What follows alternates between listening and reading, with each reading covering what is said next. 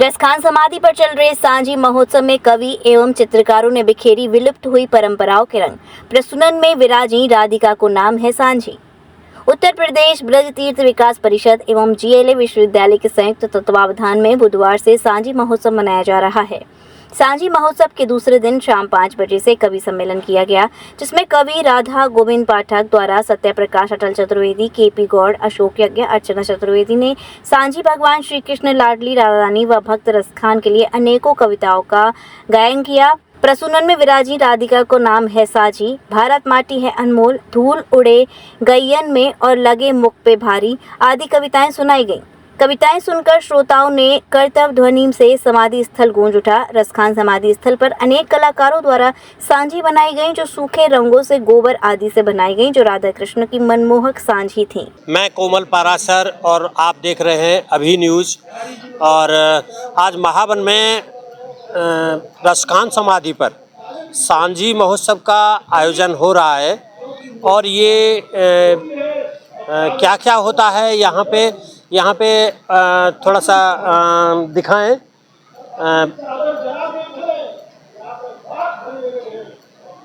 बताया जा रहा है कि जो पुरानी परंपराएं जो थी ब्रज में, वो लुप्त होती जा रही हैं। उसी को उजागर करने के लिए, दिखाने के लिए और समझाने के लिए तीर्थ विकास परिषद और जीएलए यूनिवर्सिटी का संयुक्त रूप से यहाँ पे ये आयोजन हो रहा है। बाकी क्या हो रहा है ये आइए जानते हैं यहाँ सीपी सिकरवार जी से। सिकरवार जी, सांझी महोत्सव यहाँ कब तक चलेगा और कितने दिन चलेगा और क्या क्या कार्यक्रम यहाँ पे होगा? ये चौथा सांझी महोत्सव है उत्तर प्रदेश ब्रज तीर्थ विकास परिषद की ओर से। इससे पूर्व 3 बार और हो चुका है और इसमें 2 कार्यक्रम होते हैं। एक तो सांझी तैयार की जाती है, जो विभिन्न मंदिरों में जो सांझी बनती हैं, वो जल की सांझी, गोबर की सांझी, सूखे रंगों की सांझी, गीले रंगों की सांझी। इसके अलावा इसमें रंगोली बनाई जाती है, जैसे हमारे सामने रंगोली है बहुत भव्य। इसके साथ में कुछ ऐसे चित्रकार आते हैं जो सांझी नहीं बनाते हैं, बल्कि अपने पोर्ट्रेट यानी कैनवास दिया जाता है, यहाँ से रंग उपलब्ध कराए जाते हैं, वो चित्र बनाते हैं भगवान श्री कृष्ण की लीलाओं के। तो ये जो है लगातार 5 दिन तक चलता है। और ये 5 दिन वो होते हैं जब पितृपक्ष का लास्ट 5 दिन रहते हैं, यानी 17 सितंबर से लेकर 21 सितंबर के मध्य ये 2025 का सांझी महोत्सव चलेगा। तो आज दूसरा दिन है। दूसरे दिन हमारे यहाँ पर शाम को ये ब्रज भाषा काव्य गोष्ठी हो रही है, उसमें ब्रज भाषा के कवि भाग ले रहे हैं। इसके साथ अलग अलग सांझी बनी है। कल पहले दिन हमारे यहाँ पर भजन संध्या हुई थी, वो रात को 9 बजे तक चली थी। और इसके अलावा चेतन शर्मा जो कथक नृत्यांगना है, उन्होंने नृत्य किया था, वो दूरदर्शन की कलाकार हैं। और आने वाले 3 दिन यानी 19, 20, 21 इसमें सांझी पर संगोष्ठी होगी, सांझी पर नौटंकी होगी। इसके अलावा जिकड़ी भजन और लोकगीत का आयोजन किया जाएगा। इसमें अलग अलग विधाओं के कलाकार भाग लेंगे। और जो सांझी का जो कार्यक्रम है, जो 2 दिन सांझी बनी है, अब उन सांझियों को आगे बढ़ाया जाएगा। जैसे उदाहरण के तौर पर गोबर की सांझी है, तो गोबर की सांझी इसमें पितृपक्ष में हर रोज़ एक नई तरीके से बनती है। तो उस तरीके से हमारे जो चित्रकार हैं वो आए हैं गोबर की सांझी बनाने के लिए। और वो मथुरा, वृंदावन, आगरा और आसपास से जो चित्रकार आते हैं, ये सांझी बनाते हैं। सांझी का मतलब आप समझते हैं कि ऐसी परंपरा है जो भगवान श्री कृष्ण के समय से है। जब गाय चराने जाया करते थे भगवान श्री कृष्ण, तब उनके स्वागत के लिए गोपियाँ एक फूलों की एक रंगोली जैसी बनाती थीं। बाद में उसका सांझी का रूप दिया गया। और ये पितृपक्ष में जब जिस समय त्यौहार यानी कोई त्यौहार नहीं मनाया जाता है, तब ये एक आयोजन किया जाता है।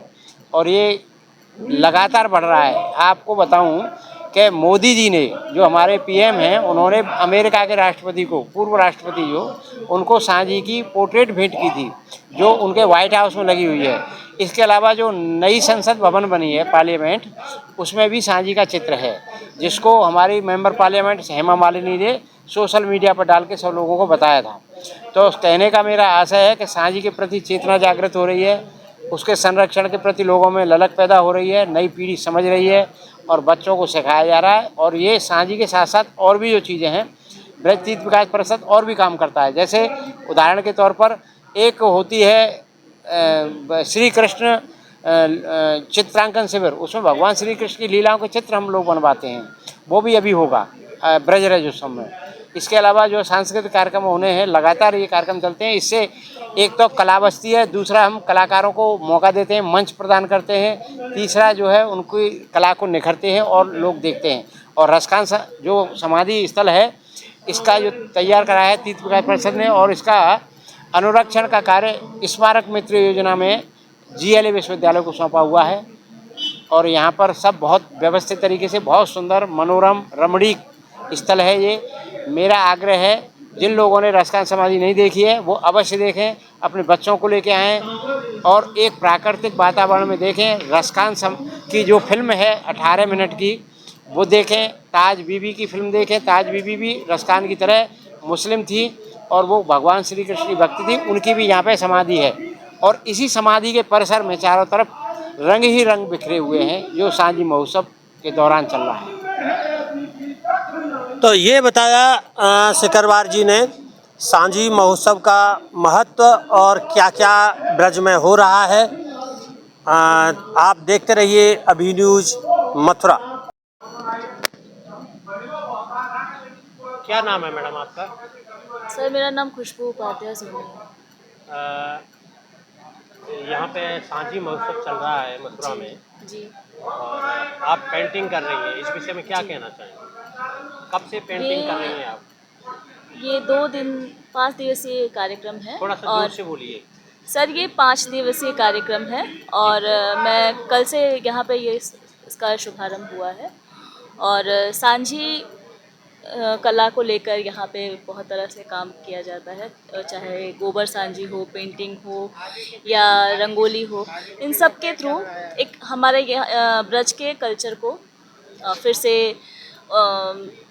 से नए प्रकाश की ओर लाने की कोशिश की जा रही है। तो मेरा क्रिएटिव काम है। मैं सांझी बेसिकली मैं नहीं करती, बट मेरे लिए ये एक अच्छा अवसर था सांझी को अपनी कला के साथ मिक्सअप करने के लिए। मैं ट्रेडिशन को कंटेम्प्रेरी के साथ मिक्सअप करके मैंने काम किया है, जो मेरा सिग्नेचर, मेरा स्टाइल वर्क है, और सांझी के साथ उसको ऐड ऑन कर दिया है। तो आप ये पेंटिंग कब से कर रही हैं? जी मैं पिछले 12 साल से फ्रीलांस आर्टिस्ट हूँ। तो ऐसे आप शौक से करती हैं या? जी नहीं, मैं आई एम प्रोफेशनल आर्टिस्ट। मैंने कॉलेज ऑफ आर्ट से अपना मास्टर्स किया हुआ है और मेरा अभी नेशनल लेवल पे काम चलता रहता है।